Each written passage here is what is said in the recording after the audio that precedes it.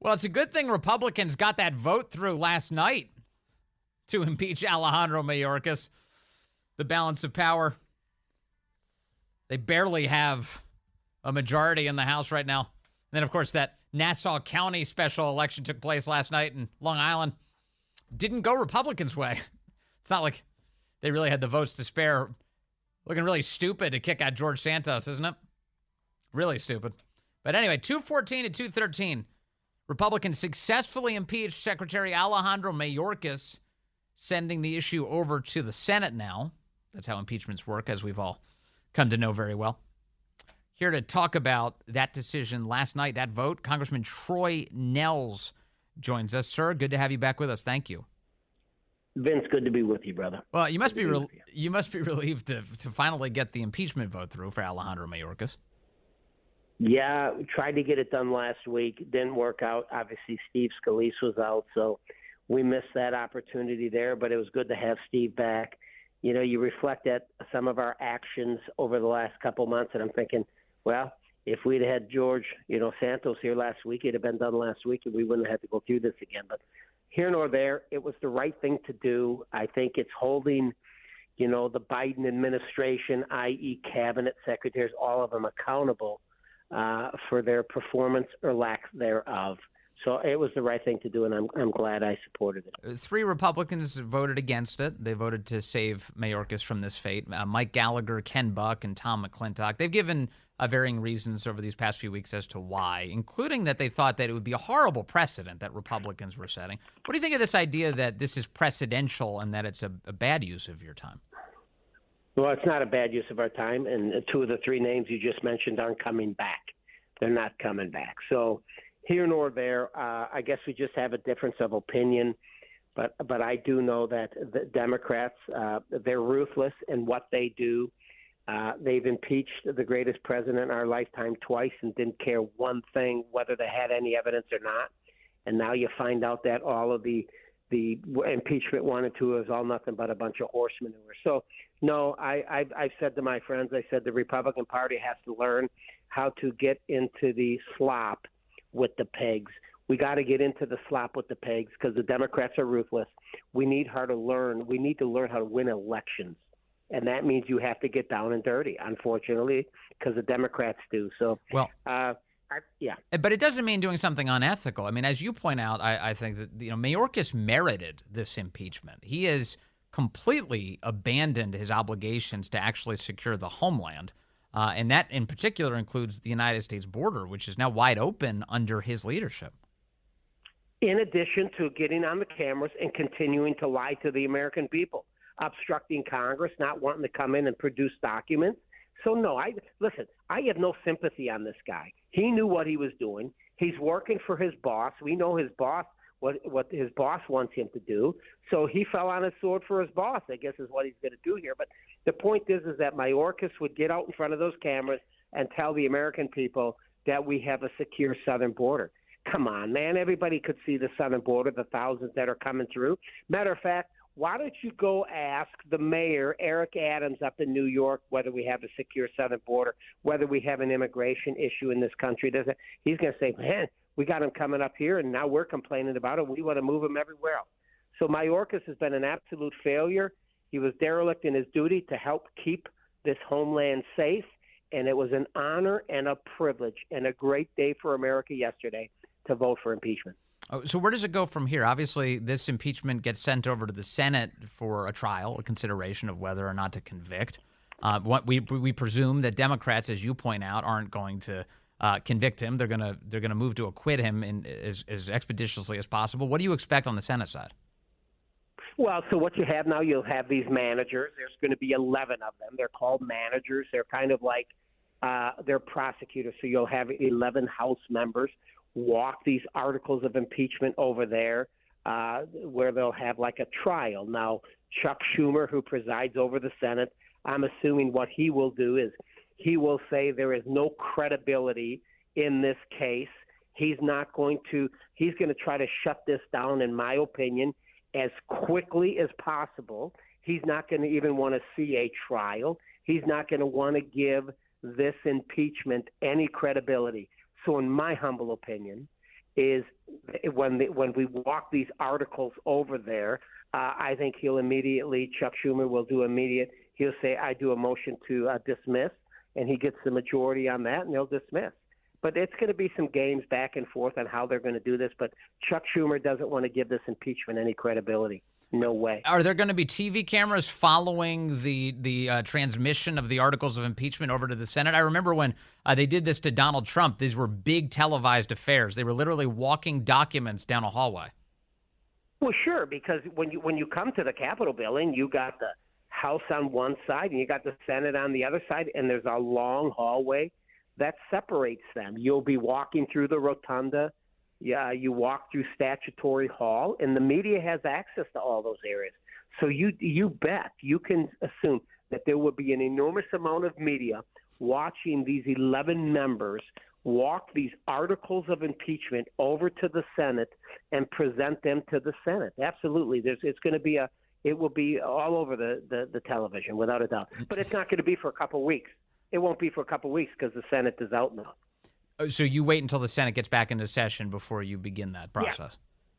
Yeah, Chuck's not going to call it back. Yeah, it'll be a couple of weeks before this happens. I want to play some of the White House reaction to this. The White House was as eloquent as ever yesterday in responding to all of this. Here is Karine Jean-Pierre.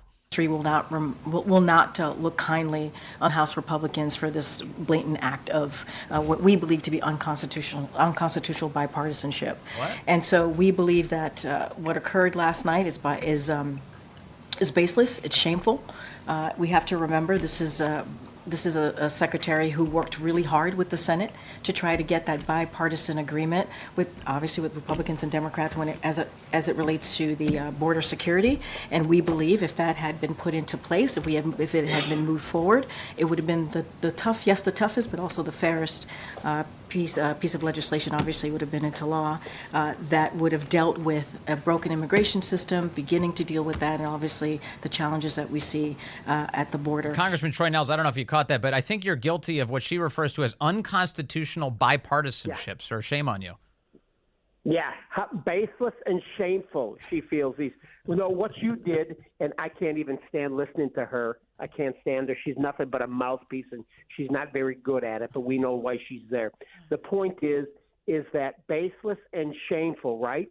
Well, listen, what did you do to Donald J. Trump? Russia, Russia, Russia.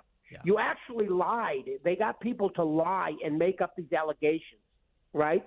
And these claims that Donald collusion with Russia, Russia, Russia, and then we find out they're totally false. And then they want to go in there and take Donald Trump on January 6th. So the Democrats are ruthless. And that's why I'm telling you, like, when I said that you got to get into the slop with the pigs, is because they are ruthless. But they're good at winning elections as well. And so we have to understand that as a party, is that the Democrats don't care.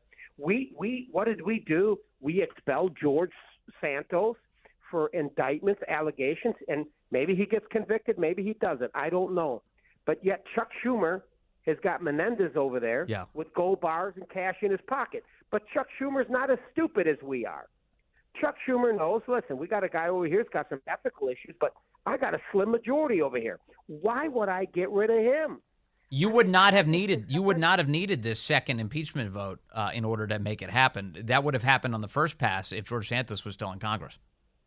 Without a doubt, he would have been. And I talk to George Santos all the time. He was a solid yes vote for the conservative cause, and we had him. And now what did we do? We gave it back to the Democrats with the election last night. I don't know. Sometimes I'm just thinking, I don't understand what Republicans are always, what they're thinking, but sometimes we make some foolish decisions, and the Democrats just love it. They watch us just erode. I mean, we have the gavel up here. The American people gave us the gavel. They're begging for leadership, but that doesn't necessarily mean we're in the majority. Congressman Troy Nehls, I have to ask you about the developments today in the Congress. Apparently, the House Intel Committee Chairman Mike Turner sends out a memo to all members of Congress, says, you've got to get over here. You've got to see this really important intelligence about this urgent threat to the United States. The White House is out saying that, taking credit for that. They're like, actually, it was our idea to tell everybody about this urgent threat. In fact, we're briefing Congress about this tomorrow. What is all of this about, in your view? Well, what this is about is they want to bring FISA the Foreign Surveillance and Intelligence Act. They want to bring FISA back. We got to reauthorize FISA. And so you got Turner. He's the head. He's the chair over Intel. And then we have, a judiciary kind of oversees a lot of this. And we have concerns about the way the FBI has abused FISA.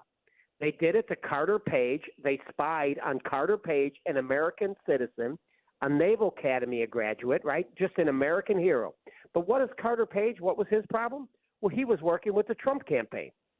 He was affiliated with the Trump campaign back in 2016. So they used FISA to surveil him. And FISA was never intended to spy on American citizens. It was set aside to spy on foreigners on foreign soil. Foreigners on foreign soil, not even foreigners here. So they've abused their authority. They've done it on several times. And I told Chairman Jordan and others, if you think for 1 minute I'm going to reauthorize FISA for the FBI, forget it. It's not happening. So we've got some conflict over here, whether it requires a warrant, doesn't require a warrant, and some other things. And we can't get the Republicans to come together on this. So Speaker Johnson now has said, we're not going to be voting on FISA on Friday. Everybody go home tomorrow night because it's just we're going to, I'll say, kick the can down the road, but it will come up at a later date. So the Speaker, you're right. I saw the news that he is not going to hold that vote this week. He was expected to. It needs to be considered before April, and that's when the expiration occurs. But is it your view that he's kicking the can for a moment on this vote just because he doesn't want it to lose on the House floor? It's just a tactical decision, or is he on your side of this debate that it requires a warrant? Well, I don't know. I think Mike Johnson's a pretty conservative guy, but he's got Mike Turner and others, and he's got a divided House, or even a divided conference per se. You can see that we can't even agree on whether we impeach Mayorkas or not. We got Republicans that don't agree. So he's got a tough deal with only a few members in the majority here. So he's got to make sure that if he's going to start bringing things to the floor, that he has the numbers, he has the votes to win. Yes. Because last week when we brought up Mayorkas and we brought up Israel and stuff under suspension, he lost them both. And it makes us look like we're not very, very well organized or we're not together. And I don't think he wants that. I got to say, these last 2 weeks maybe in particular, I don't know if you're feeling it inside of Congress, but from outside, it does seem like the fights are becoming more meaningful and in some ways more productive. The fact that that Speaker Johnson announced that ridiculous amnesty package was dead on arrival when it arrives at the House, and then subsequently this massive foreign aid package without any border security whatsoever, also dead on arrival. It seems like something good is happening, but it's taking a lot of actual fighting to achieve it. It will. And if you look at both those are initiated. Those are started out in the Senate side. This aid package, I mean, come on. We're going to give $60 billion more to Ukraine. We're going to give, I support Israel funding, but that's not going to be a standalone bill. They want to give some to Guam, some to Taiwan. And the reason they're trying to combine all these is it will capture more Republicans. So it's just a strategy on the Senate side to say, hey, listen, we know there are members in the Republican conference over there that wants to support Ukraine funding. They want to support Taiwan. So let's put it all together. And there's certainly Republicans that want to support funding for Israel. So let's try to capture them, so to speak, by putting all these different countries under the same supplemental, aid bill. But I am a dead no. I've never given Ukraine a nickel from the beginning, and I'm not about to do it today.